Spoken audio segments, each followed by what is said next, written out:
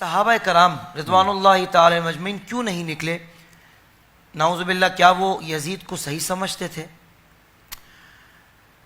یہ بھی بڑا خاص سوال ہے، اور حقائق کچھ اور ہیں جی، لوگوں کا واویلا کچھ اور ہے۔ لوگوں کو چاہیے ذرا غور کے ساتھ یہ بات سن لیں، ہر بندے کو ہر بات سمجھ آ جائے یہ ضروری نہیں ہے، لیکن ہم کوشش کریں گے کہ تاریخ کے سینے میں چھپی ہوئی وہ باتیں جو حقائق کی صورت میں ہیں وہ لا کے آپ کے سامنے رکھیں کہ امام علی مقام ہی نکلے ہیں تو صحابہ کرام کیوں نہیں نکلے۔ میں نے پہلے بات میں ایک اشارہ دیا ہے، امام علی مقام نے بھی کوئی اعلان نہیں کر دیا تھا کہ آ جاؤ بھائی جلدی ہم یزید کے خلاف کام کریں گے جی۔ اگر تو یہ اعلان کر دیا تھا اور کوئی نہیں آیا تو پھر تو ہم اس بات کے جواب دہ ہیں کہ بھائی کیوں نہیں آئے، کیا مسئلہ تھا، کس کی کیا مجبوری تھی۔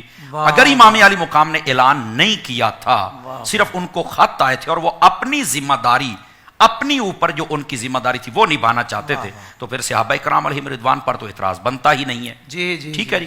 اچھا، دوسری بات توجہ طلب ہے کہ امام علی مقام امام حسین رضی اللہ تعالی عنہ، آپ اگر مکہ چھوڑ کے مدینہ چھوڑ کے مکہ اور مکہ چھوڑ کے مدینہ اور پھر کربلا اور پھر وہاں شہادت کا سفر کیا ہے، تو امام علی مقام کیا یزید سے جنگ کرنے کے لیے گئے تھے؟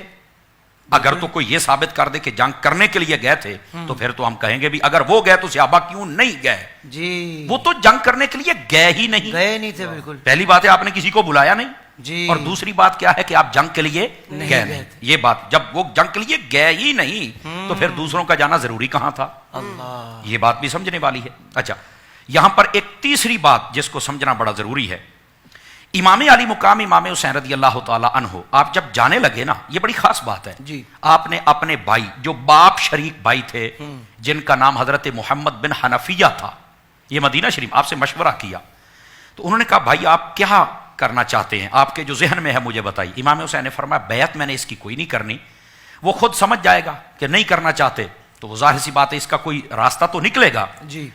تو اس نے کہا محمد بن حنفیہ نے کہ یہاں پر تو اس نے اپنے بندے بھیج دیا، ماحول تو خراب ہو جائے گا جی۔ امام علی مقام نے فرمایا میں مدینہ چھوڑ کے مکے جا رہا ہوں، یہاں قتل و غارت نہیں ہونی چاہیے۔ اچھا، صحابہ کرام نے روکا تھا، باقی احباب نے بھی روکا تھا کہ آپ نہ جائیں۔ آپ نے فرمایا یار میں نے نا اپنے نانا کی ایک حدیث سنی ہوئی ہے کہ کسی ایک کی وجہ سے نا مدینہ میں خون بہے گا، میری وجہ سے یہاں خون نہیں بہنا چاہیے۔ سمجھ آ رہی ہے؟ اس بات کو ذرا سمجھنے کی کوشش کریں۔ اللہ اکبر۔ لیکن اللہ کو منظور یہی تھا، ہمیشہ امتحان گاہ میں تو جانا ہی پڑتا ہے نا، سبب بن رہے تھے۔ تو یہاں پر محمد بن حنفیہ جو آپ کے سگے بھائی ہیں باپ شریک، انہوں نے کہا ٹھیک ہے یہ محتاط راستہ ہے کہ یہاں پر جو یہ فتنہ کرنا چاہتے ہیں نہ ہو، آپ مکہ میں تشریف لے جائیں۔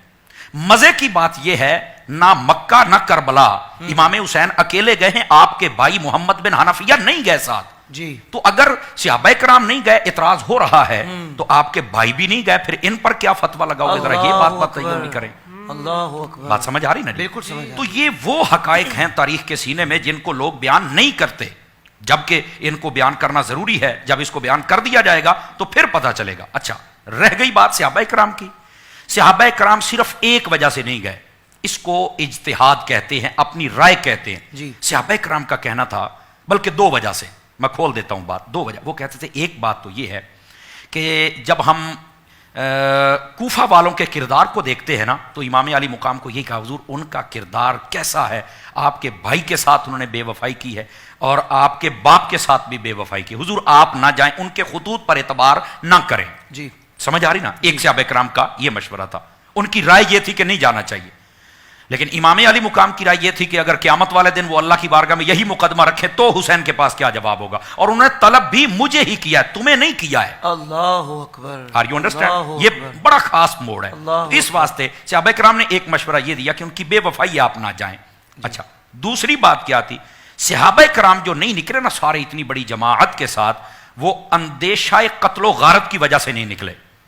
جی، اندیشہ قتل و غارت کی وجہ سے۔ یہاں پر دو راستے ہوتے ہیں کہ حکمران بد ہو، اس کے خلاف اگر کوئی نکلے وہ راہ عزیمت پر ہے، اگر وہ بالکل ستھرا ہے، خود بھی ستھرا ہونا چاہیے نا، یہ نہیں کہ دوسروں کو ہی دباتا رہے اور اپنے کردار کا پتہ ہی نہ ہو۔ جی جی جی، تو وہ راہ عزیمت ہے۔ اگر رک جائے تو راہ رخصت ہے کہ یار یہ جو گند پھیلا رہا ہے اس کا یہ خود ذمہ دار ہے، ہم قتل و غارت نہیں چاہتے، ظاہر سی بات ہے روایات میں ایسا مفہوم بھی موجود ہے، نکلنے کا بھی حکم ہے اور قتل و غارت نہ کرنے کا بھی حکم ہے. بالکل ٹھیک. تو اب یہ دو رائے تھی. بالکل ٹھیک. سمجھ آ رہی میری بات؟ صحابہ سے زیادہ سمجھنے والے کون تھے حضور؟ میں وہی تو کہہ رہا بالکل ہوں. ٹھیک. لیکن امام علی مقام کے نکلنے کی ایک وجہ وہ خطوط تھے جو آ گئے تو اب امام کا قدم اٹھانا ضروری ہو گیا تھا. آپ اپنی ذمہ داری نبھا رہے تھے. یہ اصل بات تھی. یہ اصل بات. یہ اصل بات. اب اس بات کا واویلا کیا جاتا ہے کہ صحابہ کرام کیوں نہیں گئے.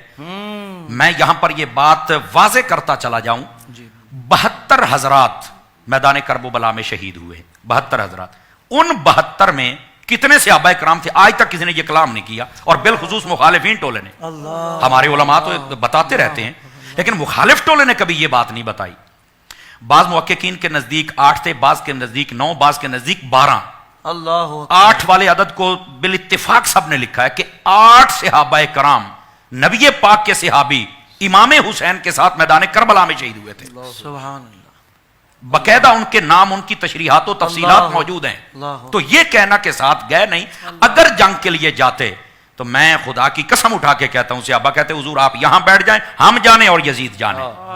تو کہا ہی نہیں. یہ اس واقعے کو دوسرا رنگ کیوں دیتے ہو ظالموں؟ صحابہ کرام پر اعتراض کیوں کرتے ہو؟ یہ اصل اس کے حقائق ہیں جن حقائق کو سمجھنا چاہیے کہ صحابہ کرام کیوں نہیں گئے. اچھا دوسرا ایک نقطہ آپ نے پوچھا بیچ میں کہ کیا وہ یزید کو صحیح سمجھتے تھے؟ کمال ہے یار. اگر صحیح سمجھتے ہوتے تو حضرت عبداللہ بن زبیر بیعت کر لیتے، عبداللہ بن عباس کر لیتے. حضرت عبداللہ بن زبیر کو اس نے قتل کیوں کروایا؟ سمجھ آ رہی میری بات کی؟ جی.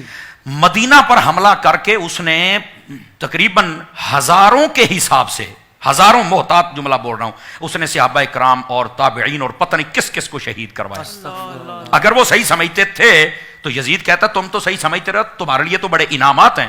اس نے مکے مدینے کو بھی نہیں چھوڑا ہے تو پھر کہا جائے وہ صحیح سمجھتے تھے؟ یہ ہو ہی نہیں سکتا.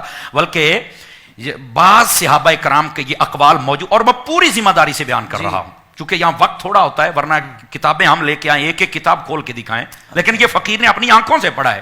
صحابہ کرام کہتے ہیں ہم نے بالکل اسے براعت کا اظہار کر دیا جب ہمیں یقین ہو گیا تھا کہ آسمان سے کہیں پتھر نہ برسنے لگ جائیں. تو وہ کہاں اس کو صحیح سمجھتے تھے یار؟ بالکل نہیں صحیح سمجھتے تھے.